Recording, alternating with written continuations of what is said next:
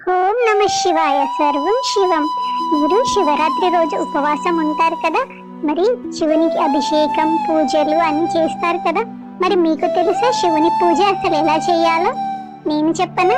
ఈ రకంగా పూజ చేయండి, మీ సకల కష్టాలు తొలగిపోయి మీ ఇంట్లో శివుడే నడుచుకుంటూ వచ్చేస్తాడు. మరి పూజకు కావలసిన వస్తువులు చెప్తాను. ముందుగా శివునికి పూజ కోసం కావలసిన వస్తువులు: అభిషేకం కోసం పాలు, పెరుగు, నెయ్యి, తేనె.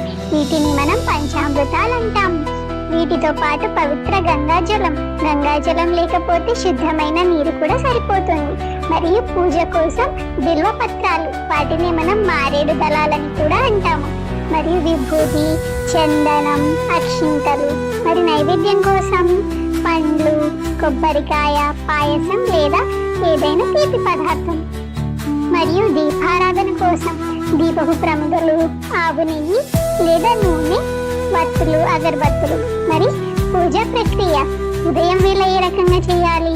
ఉదయం తెల్లవారుజామునే మనం లేచి తలస్నానం చేసి శుభ్రమైన బట్టలు ధరించి ముందుగా ఇంట్లో గణపతిని ప్రార్థించి పూజను మొదలు పెట్టాలి.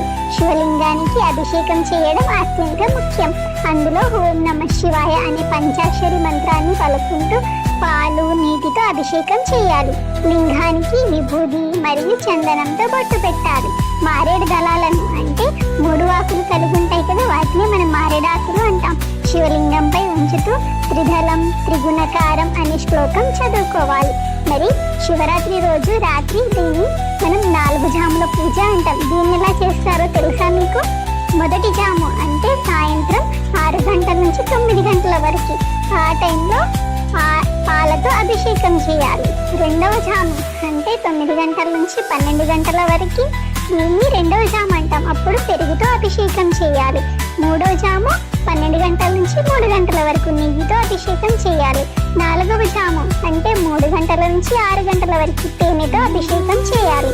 మరియు ఈ ఉపవాసం తర్వాత ముఖ్యమైన నియమాలు ఏంటంటే, ఉపవాసం రోజంతా ఆహారం తీసుకోకుండా శివధ్యానంలో ఉంటూ శివుని ఓం నమ శివాయ అని పంచాక్షరి నామాన్ని జపిస్తూ ఉండాలి.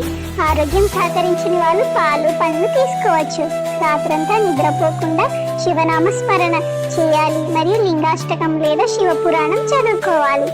ఈ పూజ ఈ రకంగా చేయడం వల్ల కోరిన కోరికలు నెరవేరుతాయి. మన ఇంట్లో ఆయురారోగ్యాలని సకల సిద్ధి కలుగుతుంది. పూజ విధానం ముగింపు ఏ రకంగా ఉంటుందంటే, తర్వాత రోజు ఉదయం అమావాస్య ఉదయం స్నానం చేసి దైవ ప్రార్థన ముగించుకొని, అంటే ఉపవాస విరమణ ముగించుకోవాలి. మొదట దేవుని ప్రసాదాన్ని తిని తర్వాత భోజనం తినాలి.